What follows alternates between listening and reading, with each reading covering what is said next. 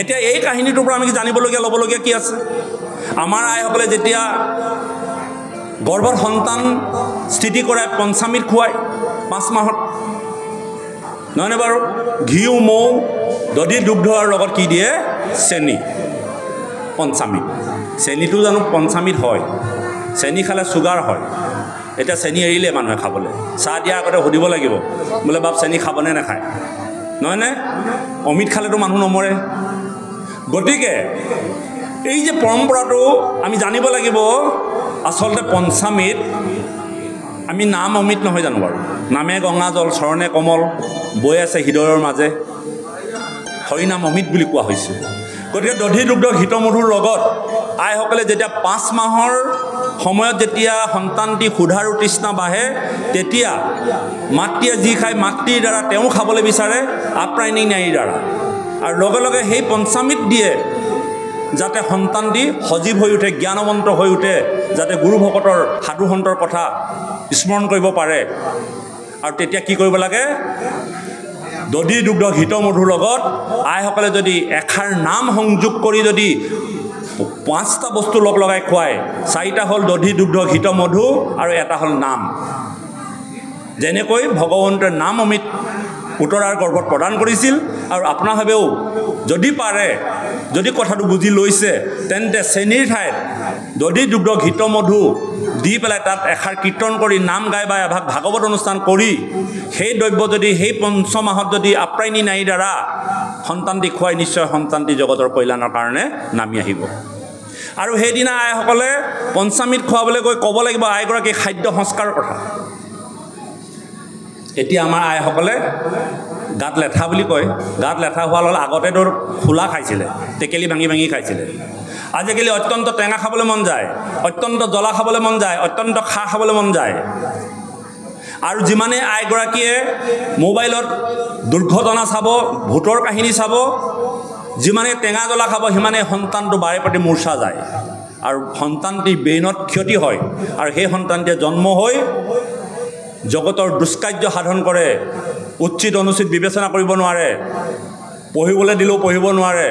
কিন্তু মাতৃগৰাকীয়ে সন্তানটোক দোষাৰোপ কৰে কিন্তু সেই সন্তানটো যে মাতৃগৰাকীয়ে কেনেকৈ গৰ্ভত লৈ ডাঙৰ দীঘল কৰিছিল সেই কথাটো তেওঁ পাহৰি যায় তাৰ কাৰণে সন্তানটোক দোষাৰোপ কৰোঁ এই কথাখিনি কিন্তু আমাক এই উত্তৰাৰ কাহিনীটো দি কৈছে গতিকে আইসকলক আমি মিনতি জনাম যিসকল আয়ে ইতিমধ্যে সাংসাৰিক জীৱন সমাপ্তি ঘটাইছে কিন্তু তেওঁলোকেও এই কথাখিনি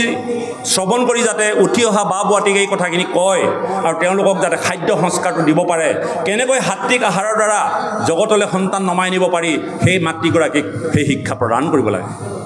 আৰু সেই শিক্ষা প্ৰদান কৰাৰ লগে লগে জগতলৈ ভাল সন্তান নামি আহিব আচলতে আমি বাবাই সমস্ত বিষয়খন ভোগ কৰিব নজনাৰ কাৰণে আজি ৭৫টা পৰিয়াল ১০০টা পৰিয়াল নহয় ৭৫টা পৰিয়ালে আজি চকু পানী টুকি ভাত খাব লগা হৈছে কিয় আমি বিষয়খনত এনেকৈ হাবুডুবু খাই গৈছোঁ এনেকৈ লুটুৰ পুটুৰ হৈছোঁ বিষয়খন ভোগ কৰিব জনা নাই ভাগৱতে কোৱা নাই আপুনি বিষয় নকৰিব সন্তান জন্ম নিদিব চাকৰি নকৰিব আপুনি খেতি বাতি নকৰিব নাই কোৱা ভাগৱতে কিন্তু ভাগৱতে কৈছে সকলো কৰা যিখিনিৰ দ্বাৰা তুমি আনৰ অকল্যাণ নোহোৱাকৈ তোমাৰ উপকাৰৰ কাৰণে যিমানখিনি জগতত সৃষ্টি হৈ আছে সকলোখিনি তুমি উপভোগ কৰা কিন্তু মনত ৰাখিবা অন্তিম সময়ত তোমাক নামেৰে গতি দিব তুমি সেই নামটো ল'বলৈ যাতে নাপাহৰিবা এই ৭৫টা পৰিয়াল কেনেকৈ আমি চকু পানী টুকি ভাত খাব লগা হৈছে এই কথাটো উপলব্ধি কৰিলে আমি এটা কাহিনীৰ মাধ্যমেদি আপোনালোকক ক'লে বুজি পাব আপোনালোকে কুঁহিয়া পেৰিলে কুঁহিয়াৰ পৰা যিটো গুড় বুলি কওঁ আপোনালোকে কি বুলি কয় নাজানো বহুত জেগাত মিঠৈ বুলি কয় নহয়নে বাৰু আপোনালোকে এফালে গুড় বুলি কয় চাগে ময়ো শিৱসাগৰৰ মানুহ গুড় বুলিয়ে কওঁ এই এচপৰা গৌৰ ১০০টা মাখিয়ে আহি গুড় খালে ৫০টা মাখি লাগি ধৰিল উৰিব নোৱাৰিল ৫০টা মাখি উৰি গুচি গ'ল পুনৰ ৫০টা মাখি আহি সেই গুড় দমটোত পৰিলে এবাৰ ২৫টা লাগি ধৰিল ২৫টা আকৌ উৰি গ'ল আৰু ২৫টা মাখি আহি গুড়ৰ দমটোত খাই আৰু যায় গোটেই গুড়ৰ দমটো এদাই কৰি দিলে কিন্তু ২৫টা মাখি লাগি নধৰিলে বাকী প্ৰথমৰ ৫০টা পাছৰ ২৫টা কিন্তু ৭৫টা মাখি লাগি ধৰিলে ইয়াৰ কাৰণটো কি ২৫টা মাখিয়েও গুড় খাইছিল কিন্তু তেওঁলোকে কিন্তু লাগি নধৰিলে অৰ্থাৎ এটা মাখিৰ দুখন পাখি থাকে যিসকল মাখিয়ে পাখিটো পেলাই পেলাই গুড়ৰ দমত পৰি গুড় খালে তেওঁলোকে গুড়ৰ দমত পাখিকেইখন লাগি ধৰাৰ কাৰণে উৰি যাব নোৱাৰিলে আৰু যিকেইটা মাখিয়ে পাখি দুখন দাঙি দাঙি খালে গোটেই গুড়ৰ দমটো খাই শেষ কৰি দিলে কিন্তু তেওঁলোক লাগি নধৰিলে আমাৰ বিষয় সংসাৰখনতো আমাৰ দুখন পাখি আছে জ্ঞান আৰু বৈৰাগ্য জ্ঞান আৰু বৈৰাগ্যৰ মাজেদি আপুনি যদি গৃহ সংসাৰখন উপভোগ কৰে তেন্তে আপুনি সেই 25টা মাখিৰ দৰে গোটেই বিষয়খন আপুনি ভোগ কৰি আদায় কৰি দিব জীৱনত কিন্তু আপোনাক বিষয়খনে লুটুৰ পুটুৰ কৰিব নোৱাৰে এই কথাটো কিন্তু আমি উপলব্ধি কৰিব লাগিব জ্ঞান আৰু বৈৰাগ্য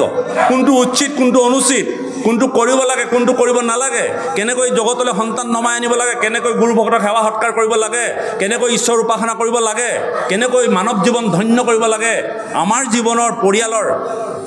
সাংসাৰিক জীৱনৰ 7টি সূত্ৰ আমি কেনেকৈ পালন কৰিব লাগে এই কথাবিলাক যদি আমি জ্ঞানৰ মাধ্যমেদি যদি উপলব্ধি কৰোঁ তেন্তে নিশ্চয় আমাক বিষয়খনে কেতিয়াও আমাৰ মানৱ জীৱন সফল কৰাত বাধা হ'ব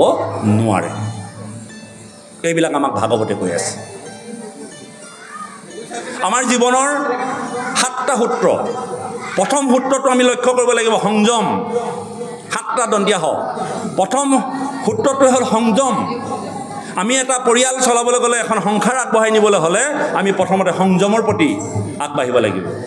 এই সংযমটো ভাগৱতত ক'ত কৈছে সংযমৰ বিষয়ে ক'ত কৈছে যেতিয়া ভীষ্মক কুৰুক্ষেত্ৰ যুদ্ধত হৰ প্ৰক্ষেপ কৰি পেলাই 54 দিন যেতিয়া তেওঁ হৰসজ্জাত পৰি আছিল আৰু যিদিনা যুধিষ্ঠিৰক কুৰুক্ষেত্ৰ যুদ্ধ সমাপ্তিৰ পাছত চক্ৰৱৰ্তী ৰাজসিংহাসনত বহাবলৈ বিচাৰিছিল তেতিয়া কিন্তু যুধিষ্ঠিৰে নিজৰ ভাতৃৰ তেজেৰে ৰাঙলী হৈ তেনেকুৱা এখন সিংহাসনত মই চক্ৰৱৰ্তী ৰজা হৈ শান্তিৰে নাখাওঁ বুলি কৃষ্ণক কৈছিল কৃষ্ণই বহুত বুজাইছিল যুধিষ্ঠিৰক কিন্তু কৃষ্ণৰ কথা যুধিষ্ঠিৰে মানি ল'ব পৰা নাছিল আৰু যুধিষ্ঠিৰকে সমীক্ষ কৰি পঞ্চ পাণ্ডৱৰ সহিতে সমস্তজনক কলৈ লৈ গৈছিল সেই কুৰুক্ষেত্ৰৰ যুদ্ধৰ হস্তিনাপুৰৰ এটা চুকত হৰসজ্জাত পৰি থকা সেই ভীষ্মৰ ওচৰলৈ লৈ গৈছিল আৰু ভীষ্মই সংযমতা ৰক্ষা কৰি যুধিষ্ঠিৰক শিক্ষা দিছিল যে স্ত্ৰী ধৰ্ম কি দান ধৰ্ম কি গুৰু ধৰ্ম কি সেই ভীষ্মই 54 দিন হৰসজ্জাত পৰাৰ পাছতো যিখন মুখ আৰু 54 দিন আগতো সেই একেখন মুখক তেওঁ সজীৱ হৈ আছিল ইয়াৰ কাৰণ যুধিষ্ঠিৰে সুধিছিল যে তুমি আজি 54 দিন হৰসজ্জা হোৱাৰ পাছতো তুমি মহাপৰাক্ৰমী হৈ আছা ইয়াৰ কাৰণ তেতিয়া ভীষ্মই যুধিষ্ঠিৰক কৈছিল হে যুধিষ্ঠিৰ মই আহাৰ গ্ৰহণ কৰিছিলোঁ কেৱল মই জীয়াই থাকিবৰ কাৰণে মই জিভাৰ পৰিতৃপ্তিৰ কাৰণে আহাৰ গ্ৰহণ কৰা নাছিলোঁ আজি আমি জিভাৰ পৰিতৃপ্তিৰ কাৰণে আহাৰ গ্ৰহণ কৰি কৰি আমাৰ সহ্য বীৰ্য সকলোখিনি শেষ হৈ গৈছে আমি জিভাখন দিনক দিন আগবাঢ়ি আহিছে সোৱাদ লওঁতে লওঁতে জ্বলা টেঙাৰ সোৱাদ লওঁতে লওঁতে আমাৰ আয়ুস কমি গৈছে আমাৰ মুখৰ সচেতনতা মুখৰ সজীৱতা নাইকিয়া হৈ গৈছে আৰু ভীষ্মই সেই কথাটো কৈছিলে যে সংযম যিটো পৰিয়ালত আমাৰ সংযম নাথাকে সেই পৰিয়াল কেতিয়াও এটা বৈষ্ণৱ পৰিয়াললৈ ৰূপান্তৰিত হ'ব নোৱাৰে এই কথা আমাৰ ভীষ্মৰ কাহিনী দি বুজাইছে নহয়নে বাৰু বাপ আৰু এই সপ্ত সূত্ৰৰ ভিতৰত দ্বিতীয় সূত্ৰটো হ'ল সন্তুষ্টি আজি আমাৰ সন্তুষ্টিৰ অভাৱ ল'ৰাক বাইক লাগেই ভাইজাক সোণৰ চেন লাগেই কাষৰ ঘৰত পকা ঘৰ লাগিবই গাড়ী লাগিবই আৰু তাৰ কাৰণে আমি বক্ৰ পথেৰে বিভিন্ন পন্থাৰে অৰ্থ উপাৰ্জন কৰি কৰি আমাৰ যিটো সন্তুষ্টি নাই অসন্তুষ্টি মনোভাৱেৰে আমাৰ জীৱন বৃথা কৰি পেলাইছে যেতিয়ালৈকে আমি সন্তুষ্টি আনিব নোৱাৰিম তেতিয়ালৈকে কিন্তু আমি আমাৰ জীৱন ধাৰণৰ সপ্ত সূত্ৰৰ দ্বিতীয়টো সূত্ৰ কিন্তু ৰক্ষা কৰাত আমি ব্যৰ্থ হৈ যাম এই সন্তুষ্টি কোনে কৰিছিল আমি কুন্তীয়াই জীৱনলৈ যদি চাওঁ দশমত পাব আপোনালোকে এইবিলাক কথা এতিয়া কুন্তীয়াই যেতিয়া কুৰুক্ষেত্ৰ যুদ্ধ সমাপ্ত কৰি ভগৱন্ত পুৰুষৰ পৰা সকলোৱে লৈছে কিন্তু পেহীয়েকক কৈছিল হে পেহী সকলোৱে কিবা নহয় কিবা বৰ লৈছে তুমি কিবা এটা লোৱা তেতিয়া কুন্তীয়ে কৈছিল যে মোক একো নালাগে নহয় কিবা এটা লোৱা আৰু তেতিয়া কুন্তীয়ে কি বিচাৰিছিল যদি দিব বিচাৰিছা তেতিয়াহ'লে মোক দুখৰ উপৰি দুখ দিয়া বোলে কিয় যুধিষ্ঠিৰে ডাং খাই উঠিল অৰ্জুনে ডাং খাই উঠিল গোটেই জীৱনটো তুমি মাতৃ কষ্টত বনত আমাৰ লগত থাকোঁতে থাকোঁতে দুখ হ'ল আৰু এতিয়া তুমি চক্ৰৱৰ্তী ৰাজমাতা হৈছা তুমি সুখেৰে খোৱা তুমি দুখ কিয় বিচাৰিছা বোপাইহঁত যেতিয়া আমাৰ ভোগ ৰস আৰু তম গুণৰ দ্বাৰা আমি আকৰ্ষিত হৈ থাকোঁ তেতিয়াহ'লে আমি ঈশ্বৰক পাহৰি যাওঁ আমাক আজি ঈশ্বৰক পাহৰিব পৰা ব্যৱস্থাটো একমাত্ৰ আমাৰ ভোগৰ ব্যৱস্থা গতিকে কুন্তি আইৰ জীৱনৰ মাধ্যমেদি যদি যাওঁ আমি সন্তুষ্টি লাভ কৰিব লাগিব যিখিনি পাইছে তাতে সন্তুষ্ট থাকক কোনোবাই চাকৰি কৰি বহুত ধন টকা পইচা ঘটিছে আপুনি সেইখিনিলে চাই লাভ নাই মই এবাৰ ভাগৱত গাবলৈ যাওঁতে এজন বৈষ্ণৱে মোক কৈছিল যে বাপ পাৰিলে আমাৰ ঘৰত পদধূলা অকণমান দি যাব মই বোলো হ'ব কিন্তু আমি বৰ দুখীয়া আমি বৰ ঘৰটোৰ অৱস্থা বেয়া আপোনাক নিবলৈকে লাজ লাগিছে তেতিয়া মই তেখেতক কেইটামান প্ৰশ্ন সুধিছিলোঁ বাপ মই কথা কেইটামান সুধোঁ ক'বচোন আপোনাৰ বাৰু ৰাতি টোপনি আহেনে নাহে বোলে আহে ভোক লাগে নাই বোলে লাগে ৰাতি ঘৰটোৰ ভিতৰত শুই থাকোঁতে ভয় লাগে নি বোলে নালাগে যদি এই তিনিটা কাম নালাগে তেতিয়াহ'লে আপোনাৰ ঘৰটোক লৈ আপোনাৰ সমস্যা ক'ত আমি ঘৰ সাজো ৰ'দ বৰষুণৰ পৰা পৰিত্ৰাণ পাবৰ কাৰণে আমি ঘৰ সাজো কোনোবা অপশক্তি বা জীৱ জন্তুৰ পৰা পৰিত্ৰাণ পাবৰ কাৰণে ভয় হয় হয়তো খাব দৰ্জা ঘৰ মাৰি শুওঁ নহয়নে বাৰু যাতে আমি খুব শান্তিৰে টোপনি যাব পাৰোঁ এসাঁজ সুন্দৰভাৱে বনাই খাব পাৰোঁ যদি আপোনাৰ এই কাৰ্যকেইটা হৈছে তেতিয়াহ'লে আপোনাৰ ঘৰটোৰ লৈ আপোনাৰ সমস্যা কি আপুনি জানেনে যিসকলে আজি দালাল বনাইছে তেওঁলোকে ৰাতি টোপনি নাই তেওঁলোকে আজি খাব নোৱাৰে ভোগ কৰোঁতে কৰোঁতে পানী এগিলাচ খালেও গেছৰ প্ৰতাপত থাকিব নোৱাৰে গতিকে আপুনি শান্তিত আছে আপোনাৰ ঘৰটোক আপুনি নিন্দা নকৰিব আপুনি সন্তুষ্টি লাভ কৰক যি পাইছে তাতে সন্তুষ্ট থাকক এই কথাবিলাক যদি আমি পাওঁ তেতিয়াহ'লে আমি সদায় জীৱনত সুখী আমি ভগৱানক আজি আপোনালোকে বন্তি জ্বলাইছে প্ৰত্যেক গছ বন্তিত আপোনালোকে কিছু নহয় কিছু কৈছে প্ৰত্যেকজন ব্যক্তিয়ে ভগৱন্তৰ পৰা কিবা নহয় কিবা বিচাৰে আমিও বিচাৰোঁ কিন্তু আমি নেপাওঁ গতিকে আমাৰ সন্তুষ্টি নাই গতিকে আমি সন্তুষ্টি যদি হ'ব পাৰোঁ তেতিয়াহ'লে আমাৰ জীৱন ধাৰণৰ সপ্তম সূত্ৰৰ দ্বিতীয় সূত্ৰটো পালন কৰা হ'ব তৃতীয় সূত্ৰটো হ'ল আপোনাৰ সংবেদনশীল আমি সংবেদনশীল হ'ব লাগিব ৰাস্তাইদি গৈছে কোনোবা এজন ল'ৰা স্কুটিত এক্সিডেণ্ট হৈ পৰিলে আপুনি উঠাব লাগে ভাবিলে যে মই যদি উঠাই দিওঁ তেন্তে ময়ে খুন্দিয়ালোঁ বুলি কোনোবাই হয়তো মোকে ধৰি পিটিব কিন্তু আপোনাৰ উঠোৱাৰ ইচ্ছা আছিল কিন্তু আপুনি নুঠাই গুচি গ'ল তেনেকুৱা সংবেদনশীল কিন্তু জগতৰ কল্যাণ হ'ব নোৱাৰে সংবেদনশীল সেই তেনেধৰণৰ হ'ব লাগিব দ্ৰৌপদীৰ দৰে যে 5টা সন্তান কাটি দিয়াৰ পাছতো এগৰাকী গুৰু মাতৃৰ কথা চিন্তা কৰি যি সংবেদনশীল প্ৰভু ৰামচন্দ্ৰক বনবাস দিয়াৰ পাছত ৰামচন্দ্ৰই যেতিয়া বনলৈ গৈছিল ঋষিসকলে তেওঁক শুশ্ৰূষা কৰিবলৈ লৈছিল তেতিয়া ৰামচন্দ্ৰই কৈছিল মোক শুশ্ৰূষা কৰিব নালাগে বোলে কিয় মই পিতৃৰ বাক্য পালন কৰি দণ্ডকাৰণ্যলৈ আহিছোঁ যদি তোমালোকে কিবা এটা কৰাৰ ইচ্ছা কৰিছা তেতিয়াহ'লে মই যিটো ৰাস্তাই আহিছোঁ সেই ৰাস্তাটো তোমালোকে অকণমান সুন্দৰ কৰি দিবা কাৰণ মোৰ এই ৰাস্তাটোৱে মোৰ ভাতৃ ভৰত আহিব তেতিয়া ঋষিসকলে কৈছিল হে প্ৰভু তোমাৰ ভাতৃ ইমান থুনুকা নাই যে এই কেইডালমান কাঁইতে তোমাৰ ভাতৃ ভৰিত আঘাত কৰিব নহয় মোৰ ভাতৃয়ে মই যিটো ৰাস্তাই কণ্টকাময় ৰাস্তাই আহিছোঁ এই কথাটো জনাৰ পাছত মোৰ ভাতৃৰ মনলৈ এনেকুৱা এটা ভাৱ আহিব যিগৰাকী মাতৃৰ অভিশাপত অভিশপ্ত হৈ ৰামচন্দ্ৰ বনবাস খাটিব লগা হ'ল তেওঁৰ মাতৃৰ প্ৰতি ঘৃণা ভাৱ আহিব আৰু ঘৃণা ভাৱ অহাৰ লগে লগে তেওঁ মাতৃক কষ্ট দিব গতিকে পাৰা যদি মই অহা ৰাস্তাটো কাঁইটকেইডাল আঁতৰাই দিবা কিমান সংবেদনশীল যিগৰাকী মাতৃৰ অভিশাপত তেওঁক বনবাস খাটিছে আৰু সেই মাতৃগৰাকীক কেনেবাকৈ যদি ভৰতে যদি দুখ দিয়ে তাৰ কাৰণে ৰামচন্দ্ৰই চিন্তা কৰিছে এগৰাকী কৌশল্যাই কৈছে যে মই ৰাজমাতা হিচাপে কৈকেয়ীয়ে বা মোৰ ৰজাই কোনোবা এটা দুৰ্বল মুহূৰ্তত এগৰাকী ৰমণীৰ কথাত পৰি কোনোবা এটা সংকল্প ল'ব পাৰে কিন্তু প্ৰয়োজন হ'লে মই ৰাজমাতা হিচাপে সেই সংকল্প কৰিবলৈ নিদিবও পাৰোঁ কিন্তু কৈকেয়ীয়ে যি সংকল্প লৈছে সেয়া কাৰ কাৰণে লৈছে নিজৰ পুত্ৰৰ কাৰণে লৈছে এগৰাকী মাতৃৰ সংবেদনশীল যে মোৰ পুত্ৰৰ নিচিনাকৈ তেওঁৰ পুত্ৰৰ কাৰণেহে ৰাজসিংহাসন বিচাৰিছে গতিকে তেওঁ বিচৰা বস্তুটো তেওঁ পুত্ৰই পাওক কৌশল্যাৰ কি সংবেদনশীল এইবিলাক কিন্তু আমাৰ ভাতৃৰ মাজত পৰিয়ালৰ মাজত থাকিব লাগিব এগৰাকী মাতৃৰ অনুভৱ বুজিব পাৰিব লাগিব এগৰাকী শাহুৱে নিজৰ জীয়েকজনীৰ কথা যেনেকৈ ভাবে বোৱাৰীজনীৰ কথা তেনেকৈ ভাবিব পাৰিব লাগিব এগৰাকী বোৱাৰীয়ে নিজৰ আইগৰাকীক যেনেকৈ ভাবে তেনেকৈ এগৰাকী আই মৰ্ম বেদনা সুখ দুখৰ কথা যদি অনুভৱ কৰিব পাৰে যদি সংবেদনশীল হয় তেন্তে সেইটো পৰিয়াল কেতিয়াও দুখৰময় হ'ব নোৱাৰে এয়া পৰিয়ালৰ জীৱন ধাৰণত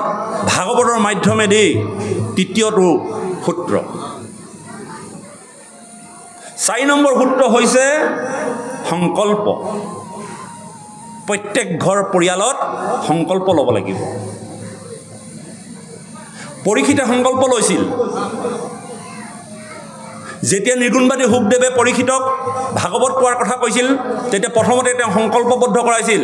যে হে পৰীক্ষিত তোমাক মই ভাগৱতৰ কথা কম তুমি কিন্তু কেইটামান নিয়ম মানিব লাগিব বোলে কি তুমি ভাগৱত শ্ৰৱণ কৰি থকাৰ সময়ত বায়ু আৰু পানীৰ বাদে আৰু একো আহাৰ গ্ৰহণ কৰিব নোৱাৰিবা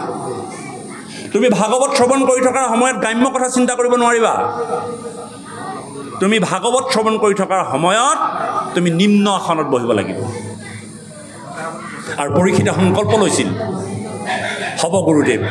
মই এই বাক্য পালন কৰিম আৰু সেই পৰীক্ষিতে সেই সংকল্প ৰক্ষা কৰি তেওঁ কি কৰিছিল ভাগৱত শ্ৰৱণ কৰিছিল আৰু নিৰ্গুণবাদী শুকদেৱো সংকল্প গ্ৰহণ কৰিছিল কেনেকৈ সংকল্প গ্ৰহণ কৰিছিল যেতিয়া ব্যাসদেৱে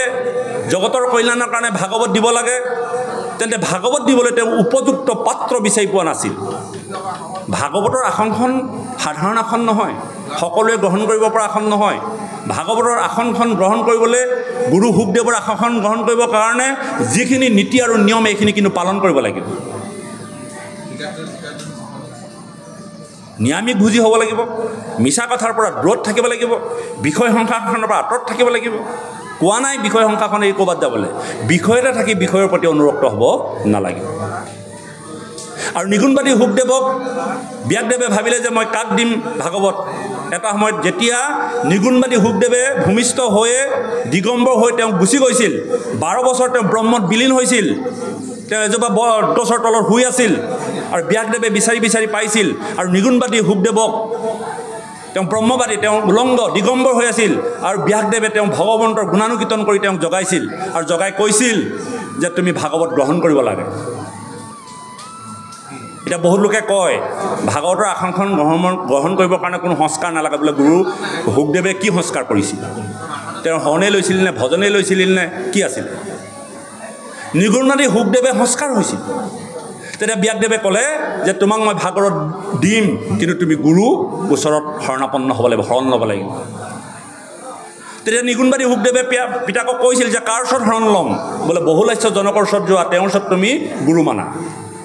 তেতিয়া নিৰ্গুণবাদী শুকদেৱে কৈছিল যে মই জন্মৰ সময়ত ভগৱন্তৰ চৰণত প্ৰাৰ্থনা কৰি মায়া দূৰ কৰিবলৈ কৈছিলোঁ মই যেতিয়া ভূমিষ্ঠ হ'ম আৰু ভগৱন্তই মই 12 বছৰ গৰ্ভত থকাৰ পাছত মায়াক নাইকিয়া কৰি দিছিল তেতিয়াহে মই এই জগতলৈ নামি আহিছিলোঁ আৰু সেই দিন ধৰি মই মায়াৰ পৰা দূৰত আছোঁ আৰু আজি মই তেনে মায়াযুক্ত এজন গুৰুৰ ওচৰত কেনেকৈ শিক্ষা গ্ৰহণ কৰিম যিহেতুকে বহুলাস্যজনক বিবাহিত মায়াৰ দ্বাৰা আকৃষ্ট ৰজা মহাৰাজা কথাবিলাক চাবচোন নহয় গুৰু ল'বই লাগিব গুৰু ল'বলৈ গ'ল থৌকি বাথৌ মন শুকদেৱৰ তেওঁ মায়াৰ স্পৰ্শ নাই কিন্তু মায়াৰ যুক্ত গুৰুক কেনেকৈ তেওঁ গুৰু মানিব তেওঁ শিক্ষা দিবৰ কাৰণে দেৱৰ্ষি নাৰায়ণে ছদ্মবেগ ধৰি আহি এখন নদী বালিয়ে ভেটি আছে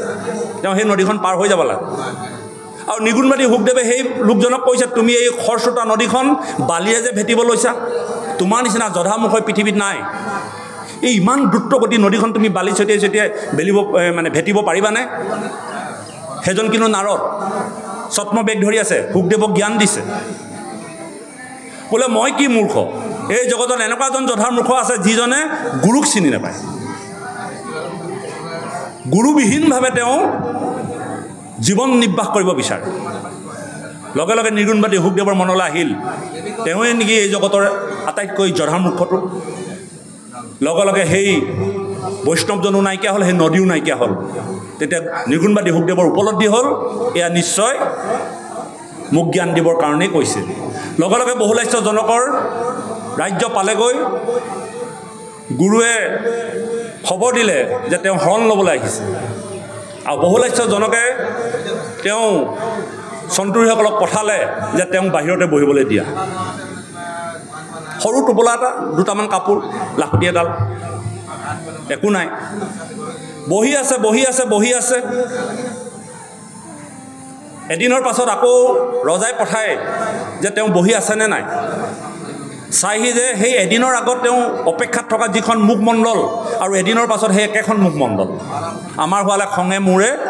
খং উঠি এনেকুৱা গুৰুৰ ওচৰত আমি শৰণ ল'বলৈ আহিলোঁ, ওলাইও নাহে, মাতো নিদিয়ে, আজি দিনটো বহুৱাই থৈ দিছে, আমাৰ মুখৰ মণ্ডলৰ চেহেৰা বদলি হৈ যাব।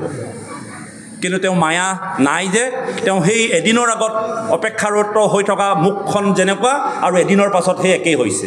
ঠিক তেনেকৈ 3 দিনৰ পাছত আকৌ খবৰ পঠিয়ালে, যোৱাচোন তেওঁ কেনেকুৱা অৱস্থাত আছে। কিন্তু একেই মুখত ইক্ষত হাঁহি, কোনো ধৰণৰ পৰিৱৰ্তন নেদেখিলে। অৰ্থাৎ ধৈৰ্য নহয়নে বাৰু? সংকল্প লৈ আছে তেওঁ যে গুৰু শিক্ষা গ্ৰহণ কৰিব লাগিব। আৰু এটা সময়ত তেওঁ মাতি নিলে, তেওঁক পৰীক্ষা কৰিলে। তেওঁ লোভীয়া নহয় বাৰু, তেওঁ 3 ঘৰ খোজে আৰু 3 ঘৰ যিটো পায় তাকে খায়। তেওঁক কিন্তু মায়া আছেনে নাই এই কথাটো পৰীক্ষা কৰিলে। এখিনি ৰমণীৰ কোঠাত তেওঁ সোমোৱাই দিলে, ৰাতি থৈ দিলে, আৰু সেই ৰমণীৰ লগত তেওঁ কোনো ধৰণৰ ৰমণীয়ে তেওঁক আকৃষ্ট কৰিব নোৱাৰিলে। আকৌ তেওঁ খাদ্য ভাণ্ডাৰত তেওঁক ৰাখিলে, তাতো তেওঁ কোনো মোহিত কৰিব নোৱাৰিলে। আৰু এবাৰ বহুলাস্যজনকে ভাবিলে নিশ্চয় এওঁকেই ভাগৱত শিক্ষা দিব লাগিব বা শৰণ দিব লাগিব। আৰু 6 আঙুল কপিন বস্ত্ৰ তেওঁক পৰিধান কৰালে আৰু শৰণ দিলে। আৰু শৰণ দিয়াৰ পাছত ঘূৰি অহাৰ পাছত ব্যাসদেৱে তেওঁক ভাগৱত প্ৰদান কৰিলে। আৰু সেই ভাগৱত আহি পৰীক্ষিত ৰাজনক তেওঁ ভাগৱত প্ৰদান কৰিলে। গতিকে আমাৰ জীৱনত আমি কিবা এটা কৰাৰ সংকল্প ল'ব লাগিব। এটা কৰ্ম সংকল্প কৰিবলৈ হ'লে 12 বছৰ আপুনি সংকল্প কৰিব লাগিব। যদি 12 বছৰত যদি আপুনি সংকল্প নহয়, আৰু 12 বছৰ কৰক, 24 বছৰ কৰক, তাতো যদি আপুনি সিদ্ধি নহয়, তেন্তে আপুনি 36 বছৰ আপুনি সাধনা কৰক। যদি তেতিয়াও আপোনাৰ সাধনা নহয়, আপুনি মনলৈ ভাবক, আপুনি আপোনাৰ হতাশ নহ'ব যেন মই জনমে জনমে সাধনা কৰিম। এনেকুৱা সংকল্প যদি থাকে, আমি পৰিয়ালবিলাকত নিশ্চয় আগবাঢ়িব পাৰিম। আৰু এই কথাবিলাক আমাক ভাগৱতৰ মাধ্যমেদি কৈছে। পৰীক্ষিতৰ সংকল্প, নিৰ্গুণবাদী শুকদেৱৰ সংকল্প যদি আমি চাওঁ, তেন্তে এই সংকল্পবিলাক আমাৰ জীৱনতো প্ৰয়োগ কৰিবলৈ আমি প্ৰেৰণা যোগাব লাগে ভাগৱতৰ মাধ্যমেদি। তাৰ পাছত আহিলে সক্ষম। আজি সেই গোপীসকলে প্ৰভু ৰামচন্দ্ৰক যেতিয়া ত্ৰেতা যুগত সক্ষমতা, অৰ্থাৎ গোপীসকলৰ সক্ষম হৈছিল ভগৱন্তৰ চৰণত লীলা কৰিবৰ কাৰণে তেওঁলোকে পাৰিছিল। তাৰপিছত আহিলে সমৃদ্ধি, তেতিয়া সমৃদ্ধি হ'ব, আৰু সমৰ্পণ। দ্ৰৌপদীৰ বস্ত্ৰহৰণৰ সময়ত কেনেকৈ সমৰ্পণ হৈছিল ভগৱন্তৰ চৰণত, আৰু তেনেকৈ যদি আমি সমৰ্পিত হ'ব পাৰোঁ, আমি কেতিয়াবা নামঘৰলৈ বস্তু দিওঁ, সেই গোহাঁইখনত আমি নামটো লিখাৰ গুৰুত্ব দিওঁ যে মোৰ নামটো মই ইমান পইচা দিছিলোঁ কিয় নিলিখিলে। নামঘৰ বনাইছোঁ, মোৰ নামটো লিখিব লাগে, খুঁটাটো মই দিছোঁ, নামটো লিখিব লাগে। এইবিলাক কিন্তু সমৰ্পিত ভক্তি নহয়। মোৰ ককাই দি যোৱা খুঁটাটো কোনোবা এজন গুৰু বহিলে মই কিবা এটা চলেৰে ক'লোঁ যে আপুনি যিটো খুঁটাত আউজি আছে এই খুঁটাটো কিন্তু মোৰ ককাই দি থৈ যোৱা, অৰ্থাৎ সেই খুঁটাটো নামঘৰত দিয়া হোৱাই নাই, তেওঁ ককাৰেই হৈ আছে। আমি সেইকাৰণে নাম নিলিখি আমি যদি সমৰ্পিত হ'ব পাৰোঁ প্ৰভু ভগৱন্তক, যিটো বস্তু অৰ্পণ কৰিছোঁ তাত কোনো আপোনাৰ অধিকাৰ আৰু নাথাকে। এনেকুৱা জীৱনৰ সপ্তম সূত্ৰৰ দ্বাৰা যদি আপোনাৰভাৱে আগবাঢ়ি যায় বা আমি আগবাঢ়ি যাওঁ, নিশ্চয় আমি উপকৃত হ'ম। এই সমস্ত কথাবিলাক সাঙুৰি আমি এখন গ্ৰন্থ লিখি উলিয়াইছোঁ। প্ৰথম সংস্কৰণৰ 500 কপি দিছিলোঁ, খুব সমাদৰ পালে, এদায় হৈ গ'ল। আমি দ্বিতীয় সংস্কৰণ দিছোঁ, কালি আহি কিতাপ পাইছে আপোনালোকে, কিতাপ কেইখনমান লৈ আহিছোঁ। 340 পৃষ্ঠা যোৰা। আপোনাৰ বোৱাৰীগৰাকীক, আপোনাৰ ল'ৰাটোক আপুনি মৌখিকভাৱে যিখিনি কথা ক'ব নোৱাৰে, কেনেকৈ এটা জীৱন আধ্যাত্মিক চেতনাই শ্ৰেষ্ঠ সাধনা, কেনেকৈ আপোনাৰ সন্তানটো উপকৃত হ'ব পাৰি, পৰিয়ালটো উপকৃত হ'ব পাৰি,